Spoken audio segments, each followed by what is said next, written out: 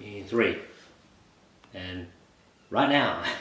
We're live. We are live, yeah. It's Live. always I just say 3 and then I just go straight into it. Is that your little gag? Yeah, just for me. Is that your gag for you? You know, just for me. Like, everyone else is kind of like, what the fuck's going on? And I'm like, hee hee hee. Ladies and gentlemen, welcome back to the podcast. It's episode 59. I'm with Jarryd Goundrey. How are you? I feel honoured because this is my 3rd time on your podcast. Yeah. So I was episode, from my memory, 49 and 50. You were, correct. Now 59. Yep. So has anyone else done multiples or? Yeah, I have. You level though. With? David Hughes. Okay. And- Easy. I know he listens to this too, so I'm coming for your record. And maybe Dan Frater, of all people. Sure, yeah. So he'll never get back on. So I always think Dan Frater. I mean, obviously, some people listening to this won't know who he is, but I guess you can Google him. But I think he looks like a human dog. Like if a dog was a human, yeah, I can and see then that. he's kind of got the same voice as well as like what a dog's voice would sound Yeah. like if he transferred into a human. What sort of dog is in your head? Like a Saint Bernard. Oh, really? I would have said a Is that Labrador. a droopy? Yeah, okay, yeah. Because like the hair, he has long hair, so I feel like that is like a long ear to Yes, me. yeah. In my, not saying his skin's loose, or if you're good on a toilet paper Loose skin rag, fuck. but Dan, no one mentioned this, but Dan, if you're listening, I think you're a dog. He is in Oktoberfest at the moment, so he could, yeah, he's he not could be listening. dead. He could be So, dead. Yeah, we'll play this at his funeral. Have you ever done like a good Oktoberfest Been to Oktoberfest? in Germany? Yeah, in Munich. How is it? It's pretty rough. It's a good festival, like of beer. I think we had one beer and had it to excess, and I threw up black stuff. Wow. What was Yeah, that? Sausage. No, I don't know if it's like something, I don't know if the beer's broken down or something, because someone else said it to me as well. They were like, when I was throwing up at Oktoberfest, and I'm like, same, and they were like, it was black, and I was Wow. like, yeah, so did I. And it was just normal beer colour, like I don't know what the actual issue was. Maybe something that's like if you're not from Germany, Yeah, it's how they... like you know how we don't use, I think, as our gallbladder or whatever it is, a pancreas. Oh. No, which one is it? Not sure. Gallbladder. Like, but Germans have this thing that they still use because they've drank beer since they were like 8 or 9, and Set up for that. yeah, no, that was. I will try to get a German 9 reference in Yeah. anywhere I can, to be honest. But yeah, maybe it's something they're just used to. And they're like, what? You spewed the Schwarzen again? You know? It's the black out of your spew. Yeah. No, champ. Maybe that's how they found German spies back in World War II. They like fed them all this beer, and then they spewed up black, and they're like, Ish, no. Yeah. They threw them in the concentration camp. Yeah. Yeah. That would be a good one. I don't know if that was the case, or maybe I was just poisoned. Yeah. Yeah. It was. What city were you in? Munich. The main German beer one. Yeah. Okay. The old. I don't know if Oktoberfest is everywhere in Germany, but Well, it's in Australia, so surely wouldn't it go to other cities in Germany? I don't. Like, you or can go do to- we have the rip-off of. You can go to Oktoberfest in Ballarat, so why wouldn't it be in It's gonna be why racist. wouldn't it be in Hamburg? Yeah, true. You know. If I had some German listeners each week, I don't know who you are, why you're there, but feel free to. Do you have Oktoberfest in your little town, or? Is it just a Munich thing? Yeah. It's great. I mean, Australia doesn't have a holiday. I mean, St. Patrick's Day's got a beer-related. So the Irish have got a beer-related holiday. It's true. The Germans have got a beer-related holiday. Yeah. Australia doesn't have a beer-related holiday. Although we just drink beers on every holiday. Though. Yeah. I just don't think there's a distinct, it's the same thing all the time. Right. You know what I mean? Beers for this, beers for that. Which- Beers at a funeral, beers at a wedding. True. You know what I mean? That's Yeah. like the common denominator is beer. If you could convert any current holiday into just a beer-related holiday, what would it be? It's probably Labor Day for me. Because that's the Makes sense. 38-hour work week. Yeah. When I was probably about 19, I'm not even joking. I thought it was, when I was growing up, I thought it was for pregnant women. Oh. I just thought Labor Day was like, Yes. oh, Labor. Yeah. Yeah. And I was like, yeah, that's worthy of a holiday. And I then get that. I found out later in life, they're like, no, it's for the To work. 38-hour work week. Yeah, I'm like, oh. yeah. I'm like, what? So you celebrate the work week by taking a day off? Like, it's great. Yeah, I reckon now probably for me it'd probably be Easter because like kids get Booze chocolate fest. and we get booze. Yeah. So it's like Easter for adults. And also it's a super long weekend. Yeah. So it's meant for it. Yeah, it's perfect. Yeah. And obviously as religion slowly gets phased out amongst Western societies, you got to replace it with something, and you're not going to hand back the holidays, right? Oh, I thought you were going to say the Easter eggs. But Oh, no, you're not going to hand back. You're like, do you believe in Jesus? You're like, no. You're like, well, you got to work. I'm like, oh no, I believe. Yeah. So maybe we should just massive change it to some sort of Bethlehem beer fest related. I could get behind that. Yeah. I mean, Dan Andrews has quit and he's probably bored and looking at a new endeavour, so... Get him on it. Yeah. Do you reckon? He has time. Get him on the committee. Yeah, while he's smoking darts. That was great. Yeah. Is that why he quit? I don't know, but like, how good is it just to see someone who's supposed to be straight and narrow just having a cheeky dart in a bush? It's good. I love scandal. I like. But is anytime it a scandal? for us, it is like if it's news, it's a scandal. Yeah. You know what I mean? Like he's probably sucking that in, being like, "Geez, I wish there wasn't so much tax on these things. They're expensive." Yeah. It's like you could do something about I'm that. doing it myself. You can change all of that, Dan. Yeah. Or maybe he can just afford it, and he's just like. Does he get 400 grand a year? I don't know. Not I bad. have no idea about politics. I am the least educated politics man in the world. He gets paid forever. Now, so you get I think After he quit? yeah, the Prime Minister, I think premiers, like you get a pension for that, for just being a member of Parliament, I believe.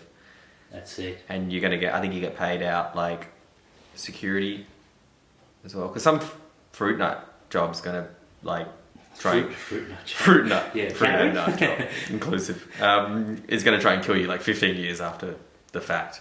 Yeah. You're like, this is for labour laws, and you're like, what? Like, I'm retired, bro. Yeah, so you're against danger money.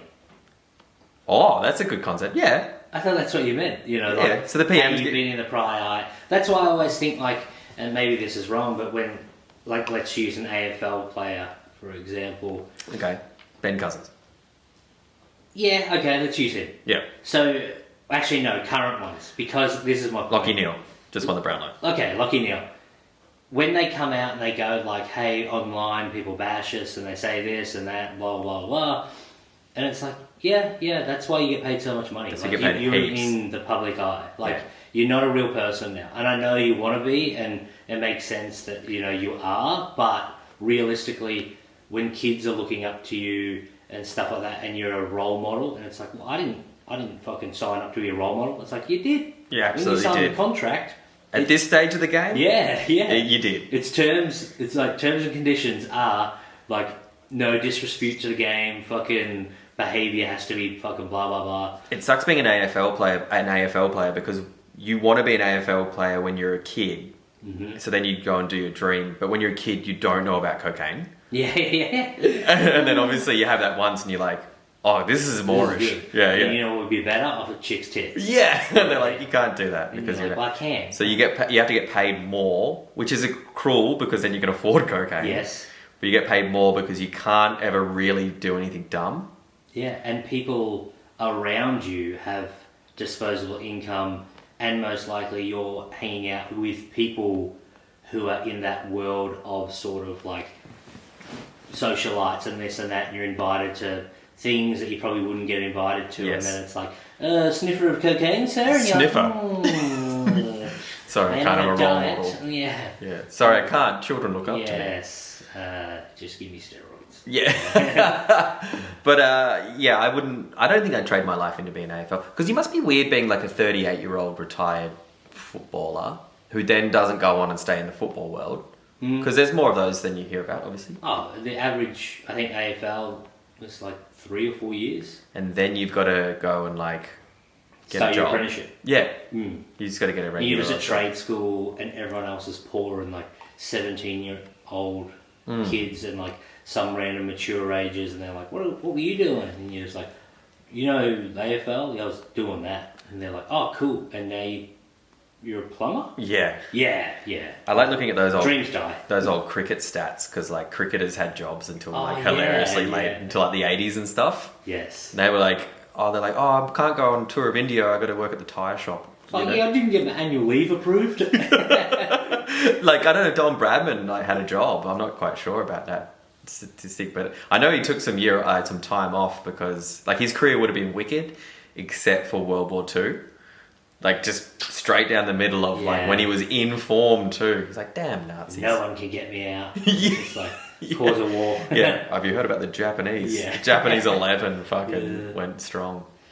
It's it'd be weird just being a professional athlete in general. Not for me. You know, not for you. Don't think so. As you're a prime example of an athlete. Or I went to a Bucks party on the weekend and had heaps of I was just a fucking menace, right? Yes, I wasn't so much the drugs I was talking about. It was more like the lifestyle of getting up to stay fit, and you get paid to play essentially a game. Not for me. Yeah. No. I was at this Bucks party, and it was like, are we doing this? And everyone was, all 11 men were like, we're doing this. Like, we're a penthouse apartment in the city. We're killing this war. A lot of money got spent. And, you know, at no stage was I like, as I was hoovering down lines of powdered confidence, was I like, am I worried that anyone here will take a video of me? And like, I was like, if anything, that'll be good for my career. And you were like, I'll save it for a podcast. Yeah. I was in no risk. I didn't feel threatened. I was just like, cool, we're having a good time. Like, yeah, I didn't, even if I was, famous, which I'm not at all. Yeah. Even if I was on, like, just a comedian who does live shows. Like on the project or something? I don't think I'd be worried about the cocaine. Ooh, I don't know. Like, unless I was, like, hosting the project. If I was just on there every now and then, I'd be like, nah. Yeah, I'm not fussed. I'm going to assume some of the random comedians they get on the project to do, like, one-offs would live an interesting lifestyle. I know a lot of comedians. Yeah. And I know that they love cocaine. I'm just going to put this on the record right now. So if I get famous in 15 years, just drag this up. Yeah. But I've done cocaine. Mm-hmm. I do cocaine. Can you look into the camera? And I do, and I don't care if you know. Like, I'm a human being, and that's fine. And yeah, just deal with it. Yeah. I mean, you can't really. The twice a year I do coke. I'm not worried if anyone's judging me. Don't look up to me. Kids aren't like, I want to be like the comedian. No one ever says that. Yeah. You know, we're immune. Yeah. Like, fuck it. Yeah. I've done bad shit. Also, I steal from Coles.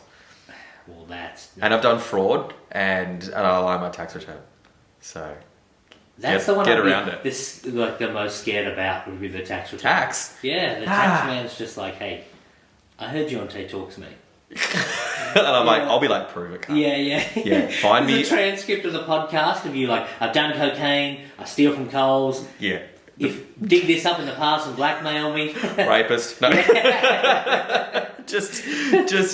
Just know that if you are from the ATO and you're listening to this, you got to get like a particular thing and circle it on my... You got to get the things to line up. Yeah. And if you were coming for me, I'm just going to say, oh, dude, it was a bit. Yeah. I was just trying to be a comedian. Yeah. So, but really, I steal.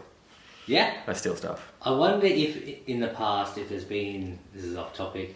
Any comedians that have admitted to murdering someone on stage, and they're just like, he's a comedian, ha ha, hee hee. You know what I mean? Yeah, they're just doing. Yeah. They're just like, it's their. It's like OJ Simpson doing a set, like at a fucking open mic. I did it. It'd be a really good way to, like the comedian killer, would be like a great serial killer premise that the police then put the dots on the map, and it lines up with someone's tour. Yeah, yeah. And like after a gig, the only way they can come down is if they just like violently murder a prostitute. Yeah. Or something. If I don't crush someone dies. Yeah. They're like, what happened in this, like when one night when there was 3 of them and they're like, oh, he had a bad set. Yeah. They're like, what happened when there was 4? It's like, oh, you crushed him. Yeah. There's no middle ground. Dude. And then they put it together and then, and then they've got all the evidence and it just lines up and there's posts and that go with it to like prove it. But then there's also like obviously where you tag where you are on your Instagram. Yeah. You will obviously be like the scene of the crime and shit. Can we write a movie about that? That's pretty interesting premise. Done surely with... Is that geotagging? Geolocation. Yeah. Geotagging, yeah. Yeah, because they were all getting like murdered, or not murdered, but like, murdered I guess, in like the Ukraine, Russia. Like they were forgetting like haha, we fucking just killed these people. And they'd be like, yeah, they're in that book. Yeah, heaps of people have got selfies and stuff. Like Russians have been like, yeah, just big weekend with the boys. Yeah, yeah. And then the Ukrainians are like, just killed a baby, you. oh, that's all the information we need to put into this computer to send a rocket there. Yeah. Yeah, so they did that, like 300 people got killed in a barracks that they made out of, it wasn't a barracks, it was like an old building. Yeah. And then someone had literally sent some messages on Telegram, and the Ukrainians just looked at the data within the photo and then just blitzed the whole joint. So wow. They didn't have that problem in World War One, did they? No. Yeah, fuck. Because social media existed in other wars.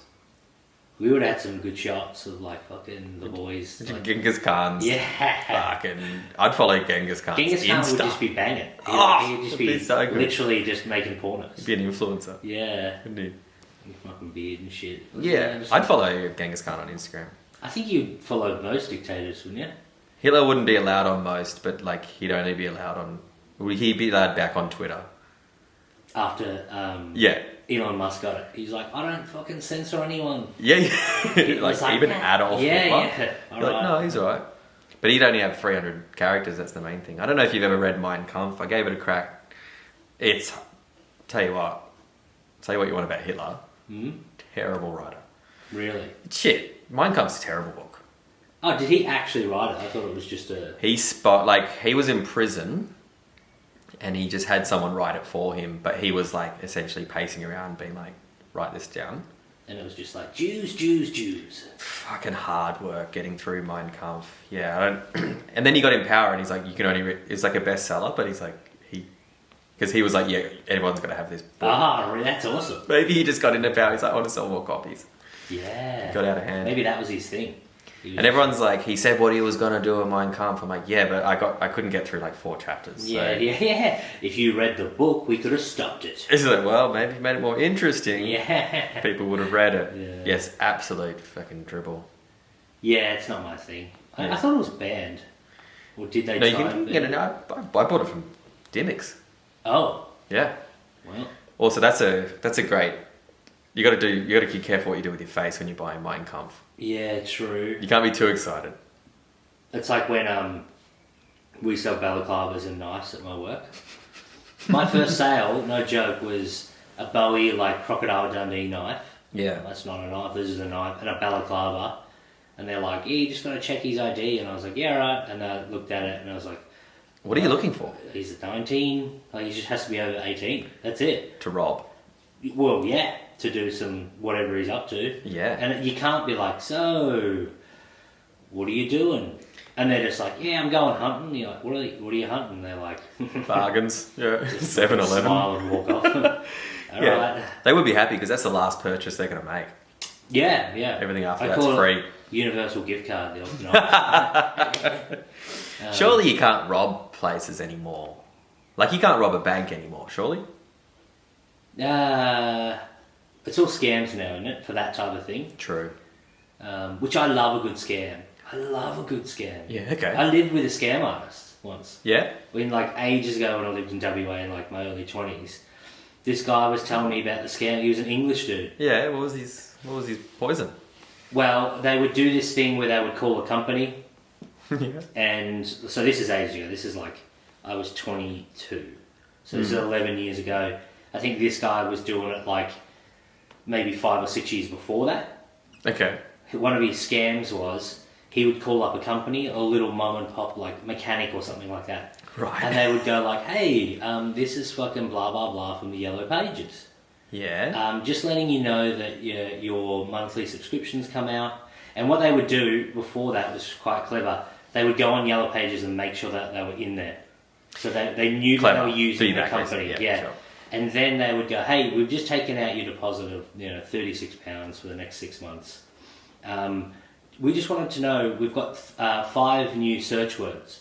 So when someone types it into Google, dings, bingle, fucking how do I fix my panel, blah, blah, blah. Jesus. Automatically, those searches are going to get linked to your page straight away.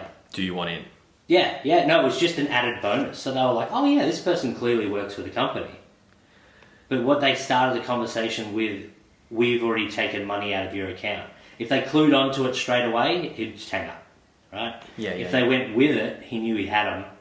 And apparently at the time there was like visas or visa cards or some bullshit had a specific number, and 9 times out of 10 they had the 4 digits already, and they would just go, we're just going to do your card, we're just going to make sure we've got the right blah blah blah. So is this 4826 or whatever? And Yes. they go, yeah. Yeah, and then can you just repeat the rest of the card, and then the Ooh, hook, line and sinker. and bang, Fucking and boom. they would do it, and I can't remember the other one. So the whole thing was to fish to find the bank details. Yes. To then go and Yep. go spend stuff And on then it. they wouldn't report it because they already told them that they were getting money for the yellow pages, and the money's already been taken out of $36.99.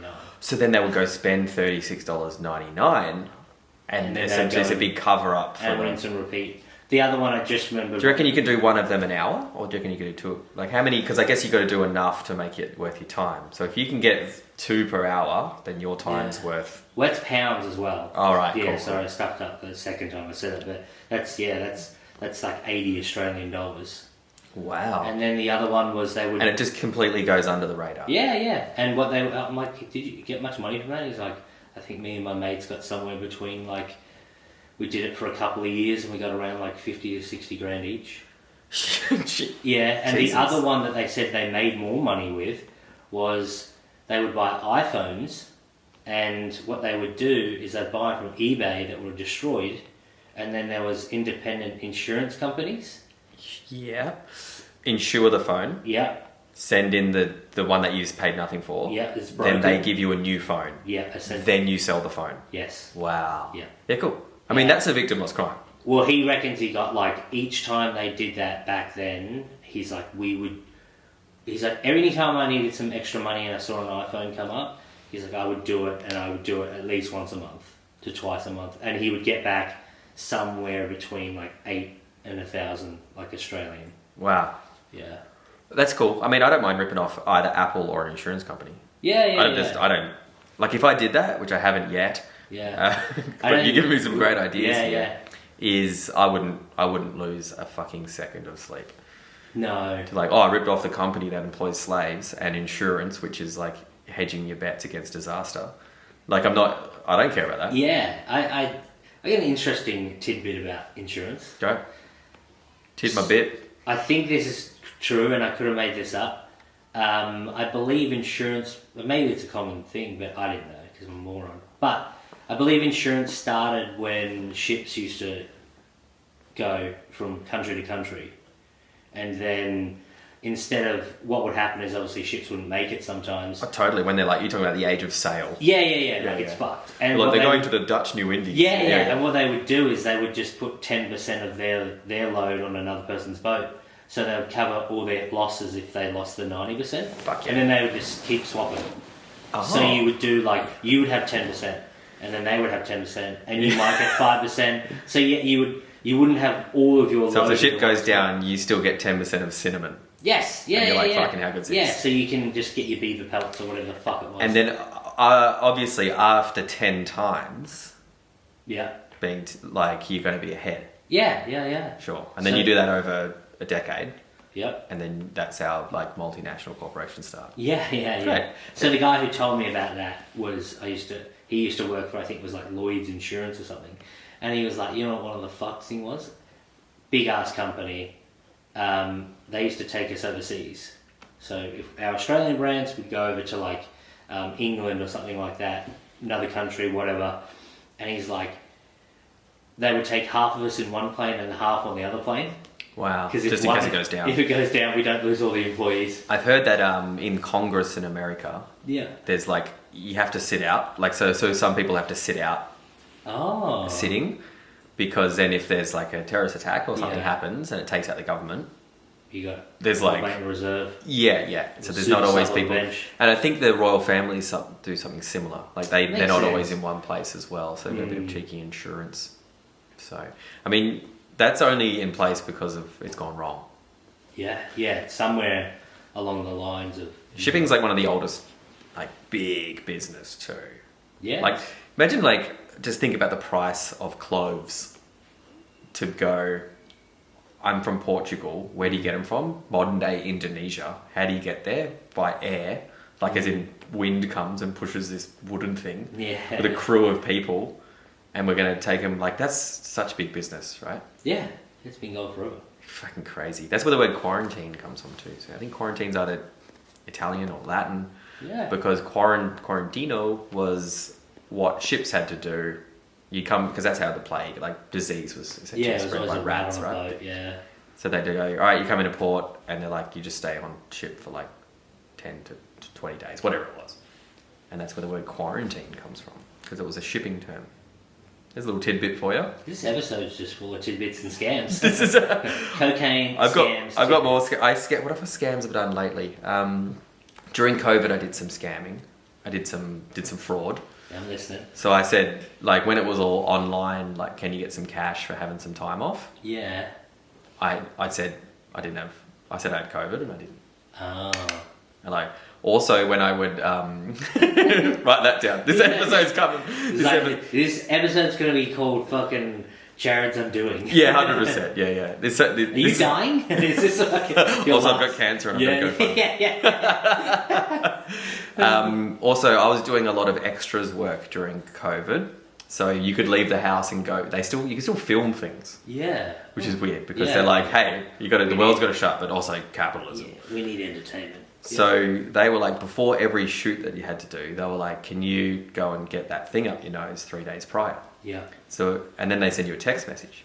So eventually I was like, nah, I'm off this. This is my only form of income. I'm not going and lining up in line for 4 hours to get this thing up my nose to then say I can come on set the next day. Mm-hmm. So they just send you a text message. Remember when they send you a text message? Yeah, you just hold your thumb down, hit copy.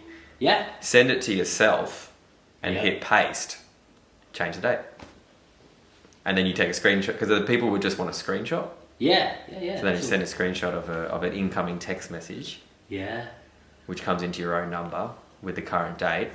And I just did like 10, 15 shoots as an extra. Because that's how I couldn't work as a comedian, right? I lost my job. Yeah. So I was like, well, I'll just be in the background of ads. And then I was just like, yeah, cool. And sweet. And then also, if you wanted some time off, you could then have the screenshot of it saying positive. Yes, I did keep my COVID test for future. I've never used it yet, but one day my mate's like, "Can you be the best man at my wedding?" I'll be like, positive. No, yeah. Get out of jail free. So yeah, that's it. That's my last fraud. I don't know how much fraud I'll do in the future. I don't find tax fraud to be like totally fraud. I just think like after working for the government and seeing how they waste the money, I'm like, no, I'll just have an extra $120 from extra work related things. Like, I mean, it's okay to you didn't steal. No, I'm not stealing from anything. I'm just, I'm doing as much as I can to reduce my tax footprint. I think called up a small business. You offered them a plan for Yellow Pages. That's a rip up, but I don't know. I don't have any fraud in the works though. I'd like to have more, but I'm doing all right. I'm doing all right. So you said you're doing all right. What's the? You got back from your first solo tour? I've been on tour. I think I've done 18 dates, solo shows. Yep.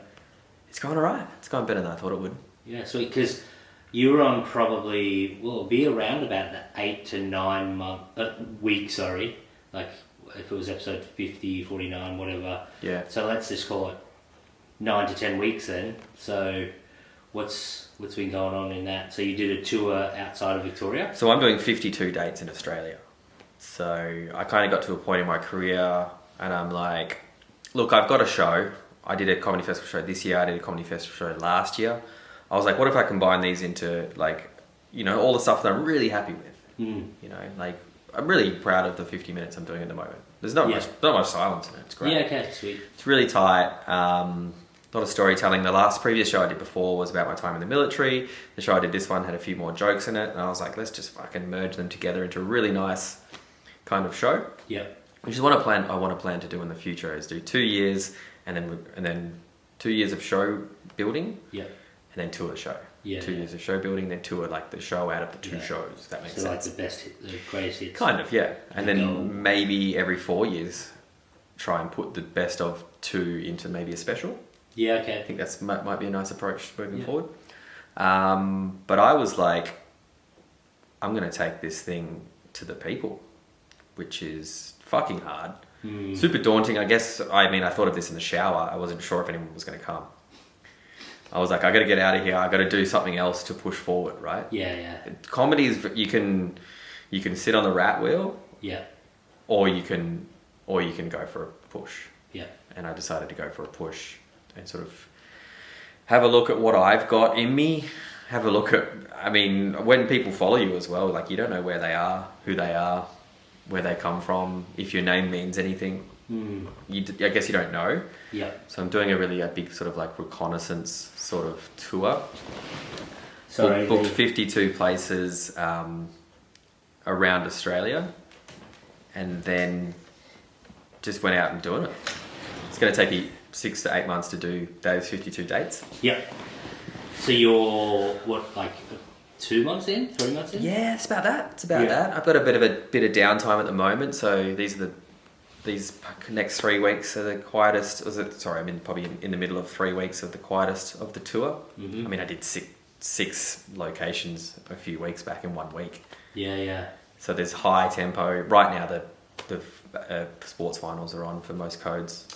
Of the winter sports. Yeah, this weekend's pretty much a write-off. Friday and Saturdays are just suicide to try and compete with that, which is defined by me. So there's ebbs and flows, and you just got to you just go places, put on a show, rock up there. You don't know how many people are going to come until really 15 minutes before the show starts. Yeah. It's fucking wild, man.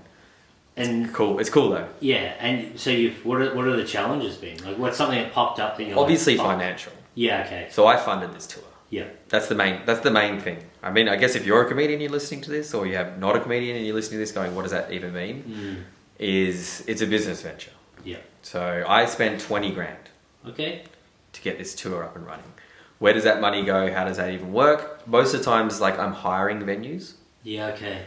Yeah. So you got to hire the venues 6 to 8 weeks prior to going there. Yeah. And the money doesn't come till after you do the shows. So there is an outlay that you need to hire, advertise. Yeah. You got to do meta ads, social media ads. Sometimes you're in newspapers and shit, and you got to advertise somehow, right? You got a product. How do people come? How do they know? Sometimes you're like, I need to put posters up in this town, but I'm not from there.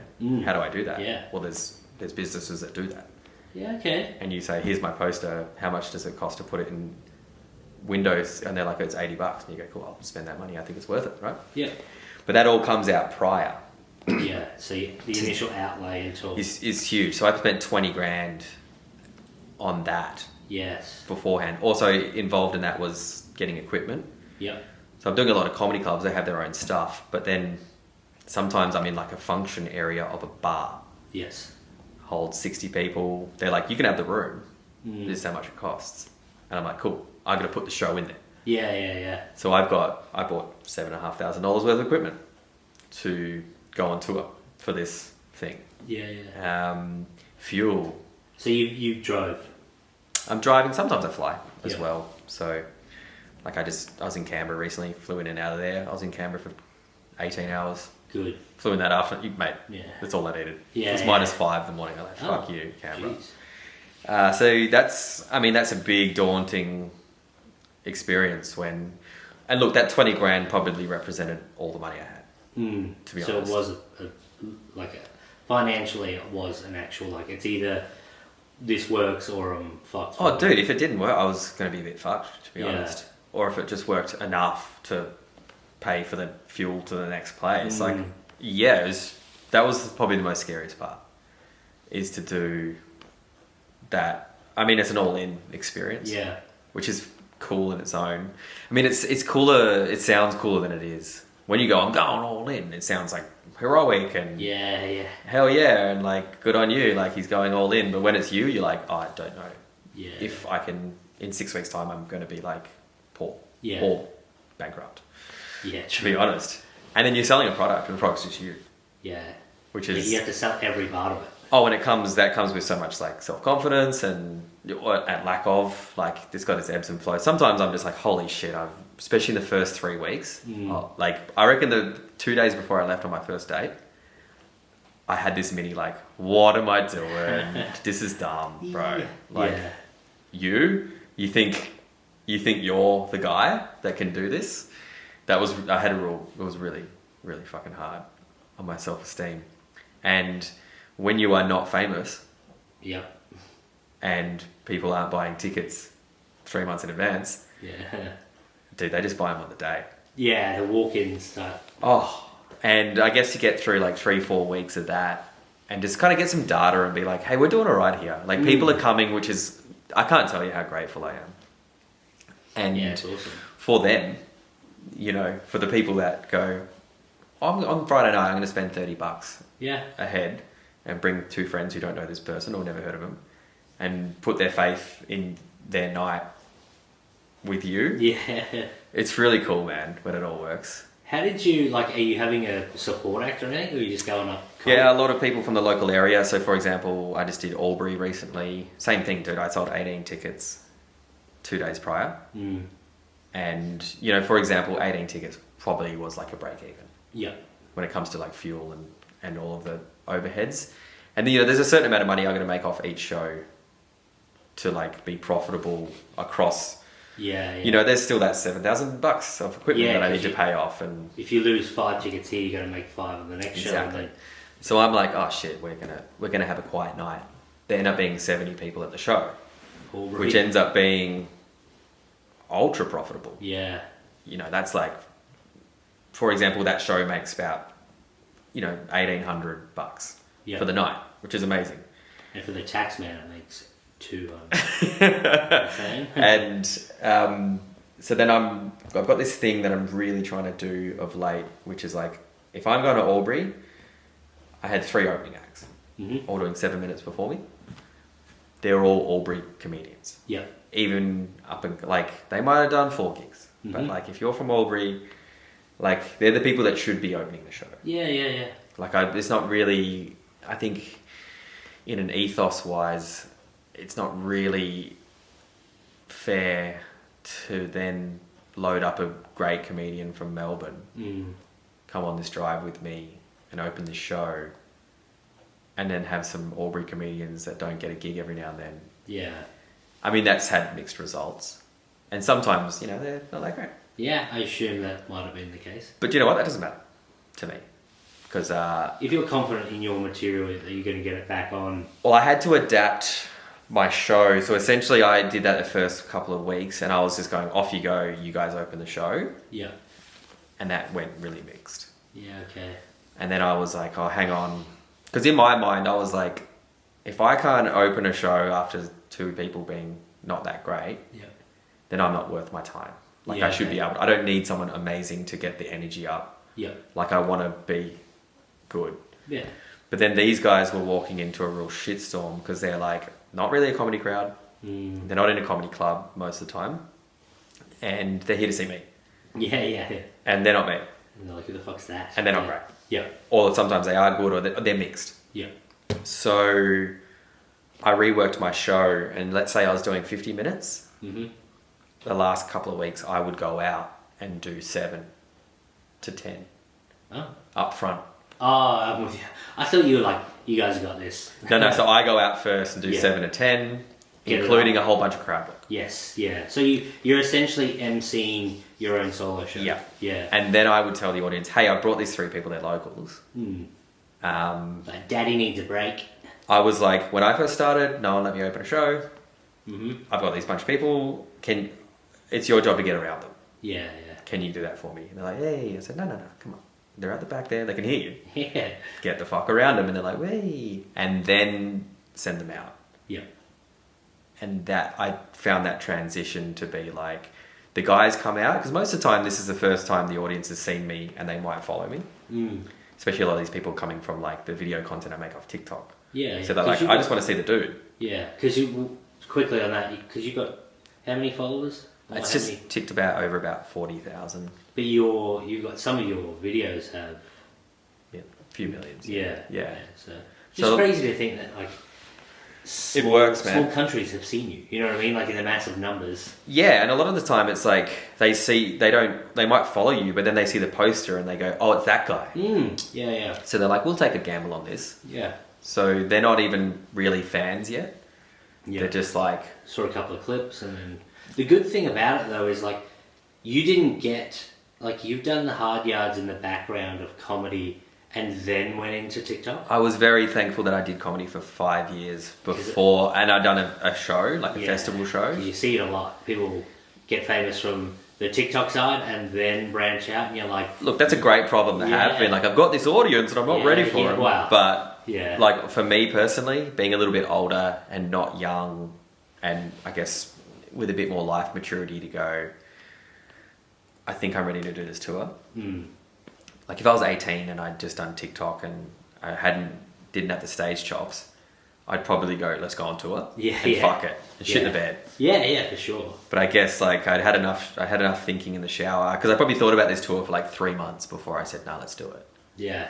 I was like, I think we're at that nice spot now to go, like, I'm not amazing yet, but I'm happy to learn on the road with these people. Yeah. I'm not going to embarrass myself. And I'm happy to go along with the journey. Yeah. So I find like I'm in that really nice spot to make that leap.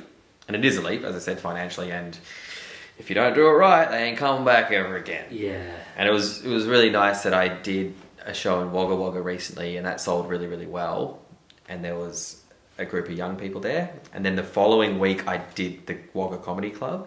Oh. And I just did I closed a bracket there. Yeah. And those little group of people went and brought all of their friends. Yeah. And it like a table of 4 turned into like a table of 12. Yeah. And I was like, that's just what I need to do everywhere. Yeah, just get it and just double them up. Double it up. And that was like a real moment for me to go, like the anxiety kind of dropped a little bit. And I was like, I think we're doing okay. And they were really stoked to pay $30 to see me. Yeah, sweet. And I'm like, it's really awesome in my chat. I'm like, I'm worth $30. Like it's cool. The days of free open mics and traveling fucking to Bendigo or this or that and everywhere to not get any money. It must be nice to sort of go somewhere and then you've got an audience as well. I mean, I don't want to talk too soon because the business is so fickle, but it's working. Yeah. It's given me a little bit of financial freedom to not only... I'm earning okay. Yeah, okay. Sweet. From it.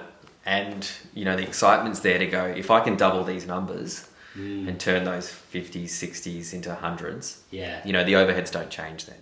Yeah, true. From a financial point of view. Yeah, the function room's still the same. Function room's the same price. Fuel might go up a little bit, but it's things, and your hotel's the same, and your advertisements still going to hit the same amount of people. It's just how many people respond and go that change. So then the cream...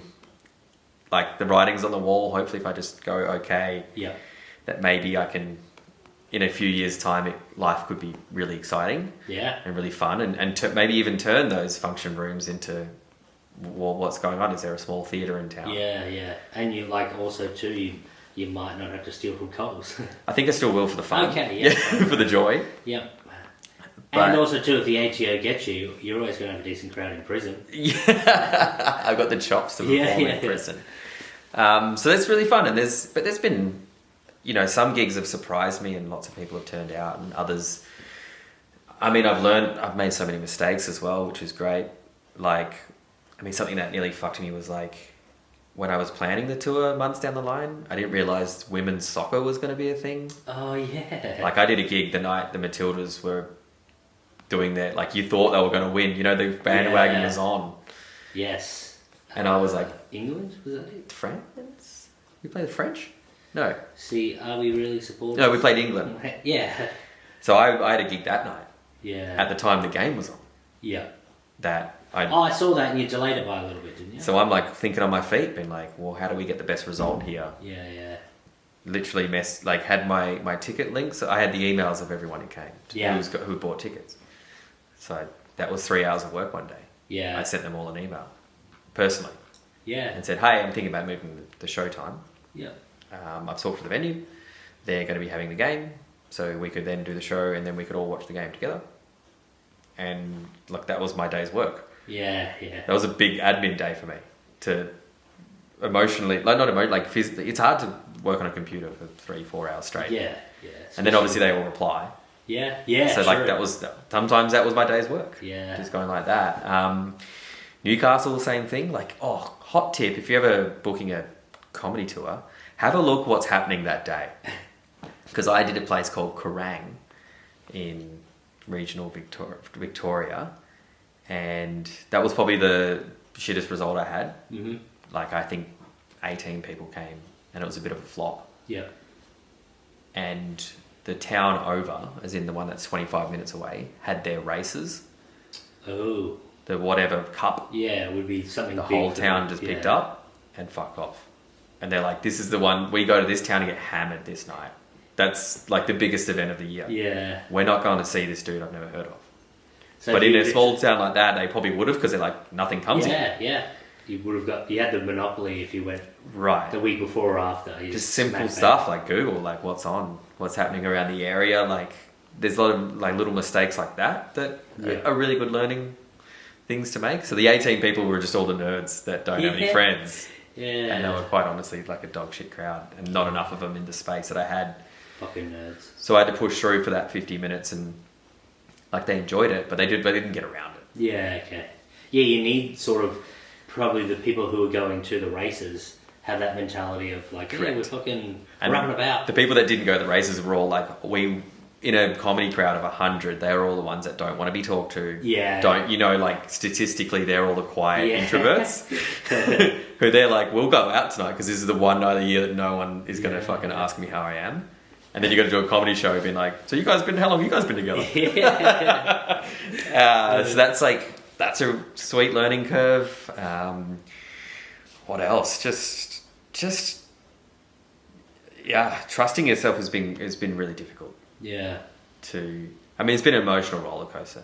For me to sit back and be like, hey, people are kind of watching my show and like life's going well, isn't the truth. The truth is, I'm like, this has been the hardest thing I've ever done. And it's coming out now. To push, nothing about it is difficult. Booking a venue's not really difficult. Like making a ticket link's not difficult. Finding a newspaper and sending them an email, nothing's difficult except the fact that you're doing it for you, and it's your name on a poster. And that is incredibly confronting. And as you said, you're always playing catch up if it goes pear-shaped. Right. You get, let's say, 30 at the next show, but you're like, I was down 6 on this, so I'm actually, 28, whatever. Like, you sort of like, you need your ducks in a row every single time.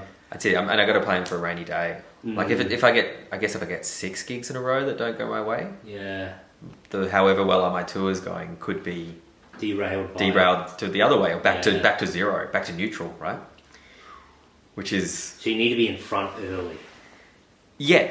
Like it's a season out the gate, like just fucking. It's definitely like a season. Yeah, or you just need literally like continuity in. Correct. I need to just hit 25, 25, 30.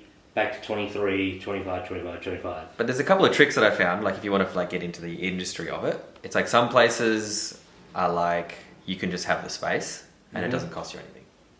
It's like, sometimes you might go to a place where you wouldn't normally go on tour because the deal's good. Yeah, okay. And then, for example, like next week I'm doing a gig at West Gippsland Art Centres. Art Centres, by the way, I'm going to have a fucking rant here. Like, fuck art centres and everything about them. It's like they're like supposed to be the home of the arts, and it's like they're the home of the arts if you've got money. Yeah. Which might be like a necessary thing to weed out the shit. Yeah, probably. To go, are you serious about this? Do you want to invest money? Because they're like, this one's $800 to hire, which is expensive. Yeah. And then they're like, hey, do you want us to put us in in our emails? And you're like, yeah, that'd be great. And they're like, well, it's $200. And I'm like, what? They're like, yeah, but we got 25,000 subscribers and they're all in this area. I'm like, well, I have to. Yeah. So just get you by the balls. And then like I was furious about them one night, so I was like Googling it. Like they're like, the government paid for the building. Like it's you know what I mean, like they're just making money. Yeah. Just printing cash. And it's like sometimes, but then I guess if it was free and weird, you'd have just every old dickhead putting in shows and doing dog shit up, right? Mine can't fucking book group there. Like, it'd be very, very interesting. But it's bullshit though. They know that the next part of, we got 25,000 fucking email list here, and they're in the area. They go like, well, you'd be pretty silly not. It's $200 to just go yes, and then that takes them 6 minutes to upload your stuff into the thing. So then some places are like, we'll just take a cut of your money. So whatever comes in the door. Yeah, I'm okay with that. Especially if it's like a nice deal. So like most places do like 70-30. So 70 is yours, 30 is theirs. Yeah, okay. So if you make $2,000 through the night, through the door, they'll take 600. You're left with 1,600. I can see the next fraud part of your plan. Well, they usually, there's definitely, they're on top of it. But that's not a bad deal too, because sometimes it's in their best interest to start promoting. Yeah, so it puts it back on them. So I like to do a bit of a spread. So sometimes I just straight up hire the place and I take everything that comes in the door. And then some places will buy your show off you. Oh. So I said, hey, I've got this hour of comedy. I did this at a few breweries. Do you want it? And then you can sell it. So they, for example, one brewery gave me $1,000. Nice. They just go, $1,000, we'll just buy the hour off you. Yeah. I said, done. Then they go ahead and do like this thing where they're like, we've got this comedy night. It's $55. You get a pizza, a beer, and the show. Yeah.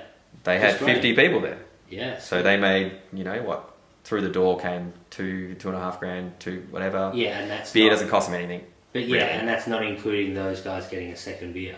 Exactly. Yeah, that's where they make their money, is the second. So that's nice. And look, and then those shows are pretty good too, because look, I'm happy getting a grand a night. Yeah, fucking any day of the week. Yeah. Right? I know some comedians that, that's not good enough for me. I'm not at that level yet, and if I get that level, life's good. If I can start going, grand a night is not enough for me, holy shit. Yeah, we have crushed it, bro. Yeah. We have fucking... I might just start paying her to come on the podcast. Right?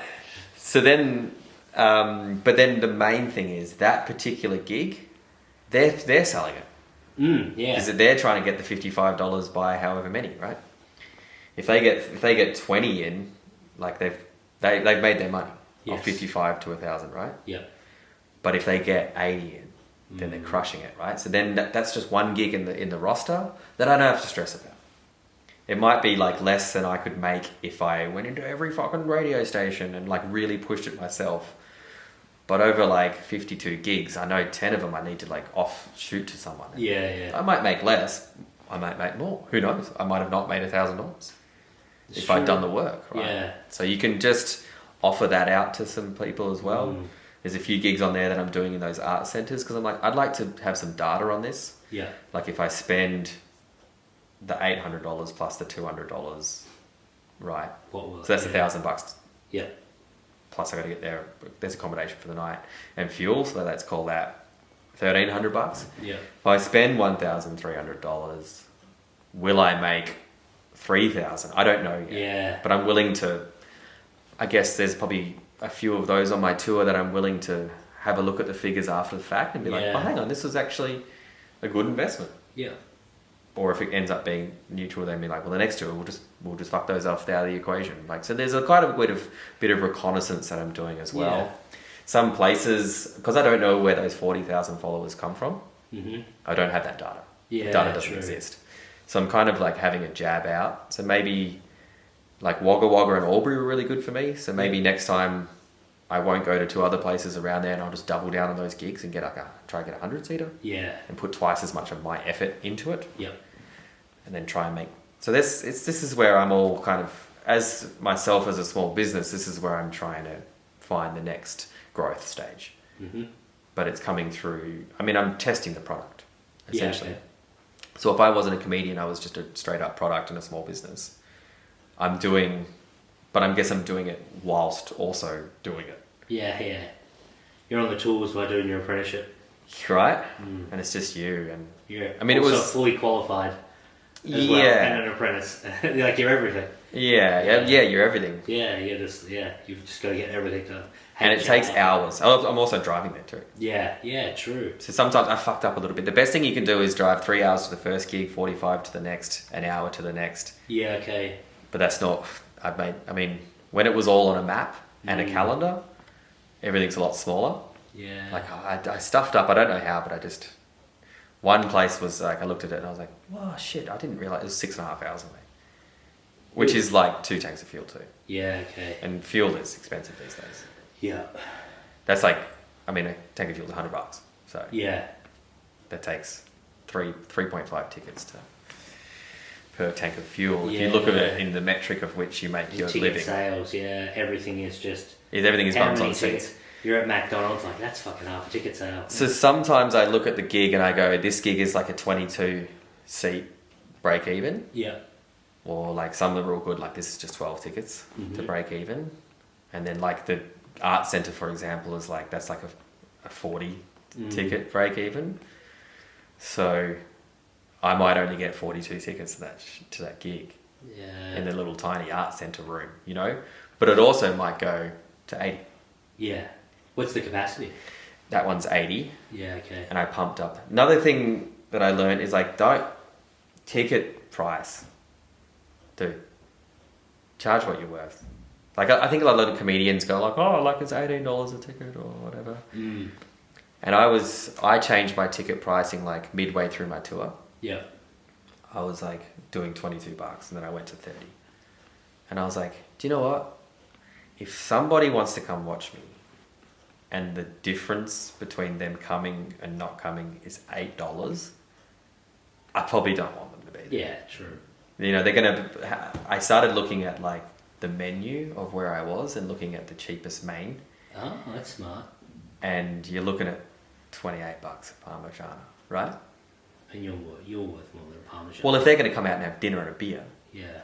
Why should you be the cheapest part of the equation? So I always said to people doing open mics, they're like, yeah, we'll make it free. And I'm like, okay, like if you just don't value anyone's time, fine. Yeah. And the audience gets to run amok because they're like, it's free, motherfuckers. Yeah, so making that switch in my head too was like, because you know what? Audience numbers didn't change. Didn't change at all. But your money. But it was just like that, $8 times. Let's do some quick math. 5 eighths at 50 people are $400, right? Is that correct? Yes. 50. I'm just saying yes. Eights. So each 2 50s would be 100. Yeah, it's $400, right? Yeah. So that's all just on top. Yeah, sweet. And that's money that you didn't think you'd get at the start. You just cover your overheads then. Like, you know, I look at sometimes people who are touring and I just go and like look at what they're worth. Mm. If you're like semi-famous, yep, you're worth like 40 to 50. Yeah, if you're like a big name coming out from America, those tickets are like 90. Oh, 110 sometimes. Yeah, like, fucking oath. Like, I've been to... Who have I been to? I've been to Jim Jeffries, I've been to Tom Segura. How much is Tom Segura? Tom Segura in Canada was, I think we got cheaper tickets and they were 90, I think, at the time. So that's 2008. No, 2019. And went to Jim Jeffries, got... How dare someone call me? And that ticket was 120, I think. Yeah. Jim Jeffries was huge at the time. So if I'm like splitting hairs between 22 to 30, like just chill out. Like, and it's like, you know what it's like to write comedy. Yeah. It's fucking hard. Like you should charge for that. Like it's a good thing. And my show's not dog shit.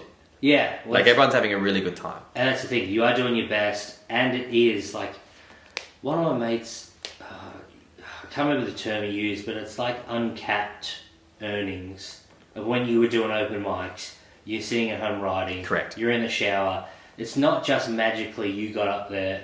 Yeah, sometimes you go off the cuff and you'll improv and talk to an audience member. Yeah. You get big laughs, but it's shit that you've been honing and cutting the fat for like maybe 3, 4, 5, 6, 7, 8 years, whatever it might be.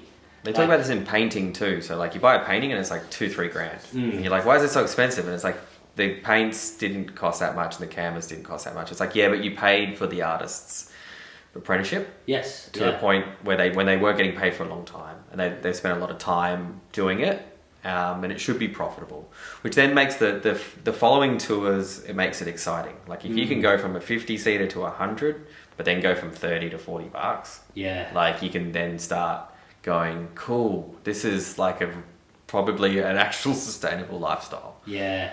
But it's all about, like, I couldn't be in that realm without that fucking stress of going, am I the guy? Am I ready? Do you know what I mean? Surely everyone has that. Like, if you didn't have that sort of, like, feelings and stuff, you would... I just couldn't see anyone having no doubt. Like, it's like... I mean, there's people in comedy that have no... But then they... Yeah, but they don't... I don't think they... But they come off stage and they go, oh, went all right. And you're like, I was there, bro. That's... I talked literally about that with Billy last week on a podcast. And I'm like, the audience tells you how you're going. Like, if not, there's not ha-ha, fucking ha-ha, it's not working. It's not this, Yeah, like you can get audiences weirdly when you finish up a gig and they're like, that was great. You're like, you were in the front row and you weren't laughing. Yeah, you fucking dogged me. But you just don't know comedy. You dogged me out there. Yeah. You haven't been shown what to do. And usually that's why, like, I think the best MCs are like, guys, who's here's been on comedy tonight? Fucking, alright, who hasn't?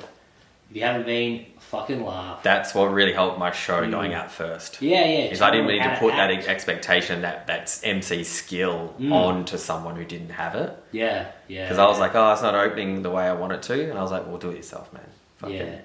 I once opened for Ostentatious. Yeah? Yeah, like back in the day. What's he like? He's a cunt. Is he still got it? I've heard he's the biggest cunt in the business. He is. But he still does back then he was doing his hour. Like his hour that you saw Australian Hour, his DVD. Hilarious. I wasn't confident enough. I found his DVD in like a bargain bin. Nice. And I didn't have the balls on stage to be like, I got his DVD in a fucking bargain bin. You should have. That would have crushed. But I was just like, I was so new to comedy, you don't want to fucking be putting down like fucking... Yeah, in my mind it was like, I do well, then I'll fucking travel the world with Ostentatious, because you're a fucking moron. Yeah. Right? And it's like... And then... so I started the show. That was it. And everyone came to see Ostentatious, like an actual big-time comic of Australia back in... 80s, 70s, whatever it was. And they're like, welcome to Stage Tait, who the and fuck like, is this who is this fucking dude? Yeah. And then the first 5 minutes of Austin's, let's call him Austin, I guess, his... Mr. Tatious? Yeah, I don't know. Of his set, he just, like, roasted me and the other guy before. Sick. And he's like, you guys will go far in comedy because you went to the Rove McManus School of Shit Cunts or something like that. And we're just like, what?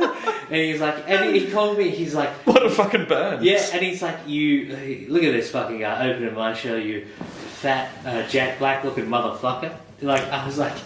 And I was pissing myself. I thought it was so funny. That is funny. And the other support act was just like fucking... Oh, like it hurt them? Yeah, and I was like, this is great. This is like a... Sick. This is what it feels like for like an actual... He was... You want to say like he's out of touch or like not... Like, the cunt was a pro for a very long time and still gets $2,000 a show and still does shows every single fucking weekend. Yeah. From Friday to Sunday. It's $6,000 a week. Dude, the cunt bought a house from comedy. That's in my life, in my world, is the most impressive thing you can do is to buy some real estate from jokes. Yeah. Like that's like, if I'm going to do that one day, I think about that every single day. I'm like, I'm going to buy some bricks and mortar real estate from gags. Yeah. Like that's my one goal in life is to do it. It might happen, it might not. The crazy thing is you're going to buy like a house from a sound that people make. It's so good. How weird is that? I couldn't think of anything that would bring me more joy than that, to be honest. Yeah. I mean... Good thing about going on tour is... I mean, it's given me now, like, some control. Yeah. It's really given me some freedom, not only to then start... I don't have to sniff around people's asses for gigs as much anymore. Yeah, so you just got to make it happen. Yeah. I don't need to be like, can I MC this night because, look, I need to make up X amount of dollars this week. Yeah. Like, I'm in control of that part of my career now. Mm-hmm. And I want to expand and do more of that and make it happen. Yeah. Because there's this phenomenon in There's this thing in comedy, like, if you get good enough to do paid gigs, comedy gets worse for a little bit. Because then you start doing gigs where you're like the entertainment. Yeah, okay. Where then you're like, people are like, I need this work function Can you do 20 minutes? And you're like, where is it? You rock up there and there's like, they don't know what they want. Yeah. You might get good money. You might get $500 for fucking 15 minutes. You might get $500 for 20 minutes. Yeah. But they're the worst 20 minutes of your life. You're not really, like, the audience isn't what you want. Oh, you're not crushing. You're just... Yeah, you're just there. Background noise. Sometimes they don't even know you're coming. Is that sort of like the corporate? 100%. Yeah. Corporate, and a lot of like sports functions as well. Like I would have to do, I mean I probably still will, have to do like, you know, this guy that organises the corporate gigs, for example. Yeah. He's like, Goundrey, I got a gig for you. It's emceeing a charity night. Do you want it? It's $800. And I'm like, yeah, I need that. Yeah. So then you go there and you're like, no one's listening to you. And they're like, just do like 10 minutes of comedy and then like do the raffle. And you're dying. Bombing. Yeah. And you're like, I'm good enough to do these gigs to then be bad at it. Yeah. But someone who's not good enough to do them, just there's like a fucking level of bomb where they'll just freak out. You know what I mean? They'll run. But you're just like good enough to not run. Yeah, you just take it in for what it is. Yeah, and you're trying to do your material to people that aren't listening and stuff. And there's like fucking, I've done heaps of that shit. I fucked this corporate gig. Bad. No, not bad, but like, essentially, I'll tell you what happened. Is I left my comedy notebook at this corporate function. Yeah. Now, I don't know if you write in a notebook as a comedian, but is it like, it's just full of like the wackiest shit. Oh, it's, manic fucking crazy stuff. So I do this gig, it goes okay, and then I leave, and then the next day the lady's like, gives me a text message. She goes, hi, did you leave a notebook here? And I'm like, oh, fuck. Because in the front of this notebook, over 2 pages, right? Yeah. Me, like I was just sitting at a bar and I was talking to him, I got a mate of mine who's Jewish. Yes. And I was talking to him and I had my notebook on him and I was like, dude, do you know how to draw a swastika? And he's like, of course I know how to draw a swastika. And I'm like, show me. So he's like, bow, bow, bow, bow, bow. You know I know how to do a swastika, right? Everyone knows how to draw a swastika. Yeah, it's like my and and I'm like, yeah, that's right, here's mine. Yeah. And he's like, I can do better than that. So essentially, we just have a swastika drawing competition. Yeah, I like and that. And it covers the first 2 pages of this notebook. And then I end up winning this swastika competition because covering 2 pages, I just draw this eagle holding a swastika made out of uncircumcised dicks. And this lady's like, did you leave a notebook here? And I'm like, nah. And she's like, I'm pretty sure it's got a lot of jokes written in it. And I'm like, and I said, look, don't worry about it. I said, hey, look, I just found it at a gig and I was just like, whatever, right? And then I just bailed out of it and like, I haven't been asked to work back there since. Oh, shit. And I just imagine the look, because she's obviously, what's this? I'll open it up. Yeah, she clearly opened the front of to page 9 fucking zig hail. And it's just like, no context, just like, it looks pretty manifesto. Yeah, that's cool. And I was like, oh, fucking hell. And I had to talk to like this guy who booked me. Yeah. And I was like, hey, dude, this thing happened. Like, he's my boss. Yeah. He's my boss. And I was like, hey, I left a book full of swastikas at that thing you hired me for. Mm-hmm. And he was like, do you know what he said? He goes, dude, that's so bad. He goes, that's really bad. And I said, he goes, are you going to talk to him? And he goes, not if, look, I won't bring it up. But, because you can't really explain it. No. Even if I just tell you the truth. What I just said is the truth. That doesn't even make any sense. Yeah. If I go, no, don't worry about it. I'm not a Nazi. Just me and my Jewish friend had a swastika drawing competition. It's extremely uncomfortable. So we've learnt so much about you on this episode. I guess I guess if you boil it down, like I do fraud, I'm a Nazi. Loves cocaine. Have done cocaine. I wouldn't say I love it, but loves it. Love it. And I don't like the taste. I like the smell. Yeah. And yeah. Oh, Jesus. I did not know where that story was going. I thought you were going to say, we got up on stage, I made a risky joke, I said this to some chick, it turns out it was the president's fucking daughter, blah, blah, blah. In my wildest dreams, I never thought eagle, swastika, uncircumcised dicks. Mein Kampf. Yeah. It's full circle. There you go. crazy. Yeah, I was doing my version of Mein Kampf. Yeah, it would have been more interesting if he did that stuff in it. Jesus. So, I mean, I guess the best thing about touring now is like, hopefully moving forward, I can pick and choose. I can not only, I mean, the challenge is ahead is like, all right, I've got a show, but then I just want to go on tour again. So then you got to make another show. Yeah. That's, I'd be lying if I didn't say I'm not daunted about that experience. And I got to kind of write the show as I'm doing the other show on the go. Yeah. I kind of think it's like a band releases an album. They're like, this is good. They go on tour. They're in a bus. They got to kind of figure out the next one. Yeah. So that's, I mean, it's a new and it's exciting. I'm including 1 new minute each night of each show that I do. Yeah. So I'm going, this is the new minute I'm doing tonight for the next stuff. Mm-hmm. So hopefully by the end I've got 52 kind of minutes that I can pick from to start making some things up. Yeah. If that makes sense. Cut and fucking put it on the editing floor, I think. But yeah, then just try and make a business out of it now. I mean, I guess I got to take me doing comedy to then being a comedian. Yeah. And that's all up to me, I guess. So, but then I can fucking cut away doing like that weird work. Yeah. Like being an entertainer. Like, I didn't like anything about it. You can probably go to a drawing class or something. Yeah. I didn't like anything about being an entertainer, really. Yeah. And being in that world of like, all right, go there and host this or do 15 minutes of that. And like, it's exciting the first few, you're like, oh, I'm working. Yeah. I'm a comedian. Yay. But then after a while, you're like, I think you want to be an artist, right? Or you want to be an act. Yeah. I think if you get too comfy in the gags for hire, you can go, I'm making money here, but then I don't think you'll ever make enough to really push out of it. No, you'd be doing weird stuff. Probably getting to the end. Did you want to plug anything, say anything, last thoughts, anything that you wanted to share? I mean, I've got a podcast myself. It's called 6 Weeks from Broke. So it's a business podcast. It's unfunny. I try to tell people this.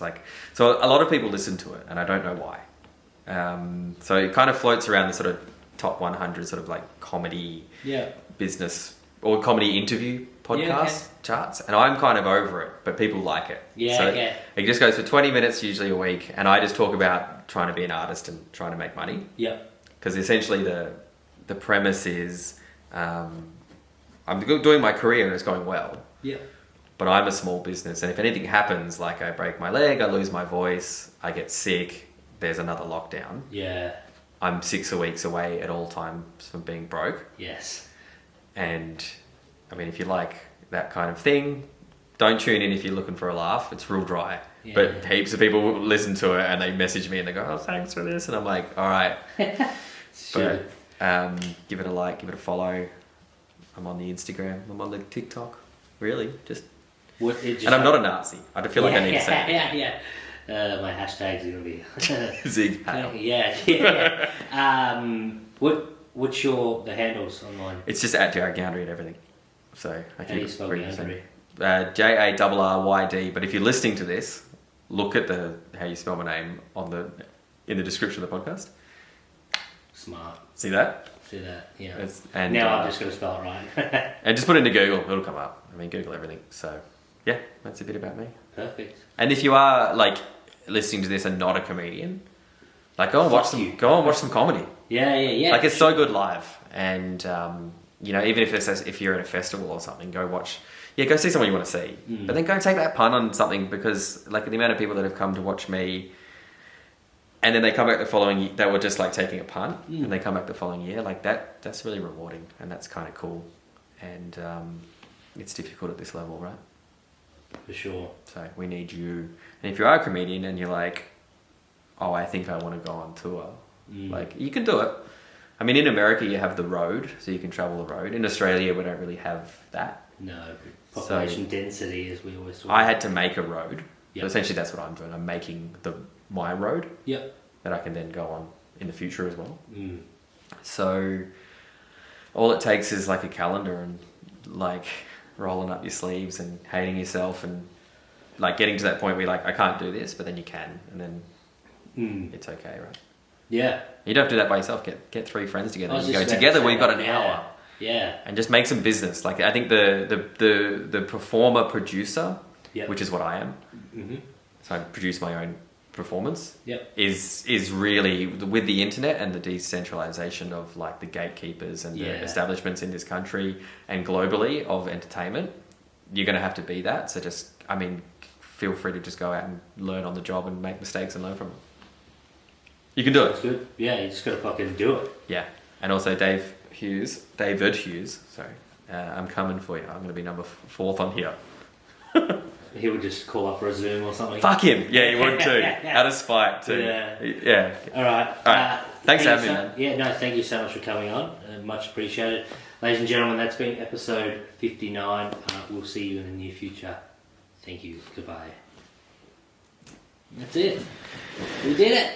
You did it, baby.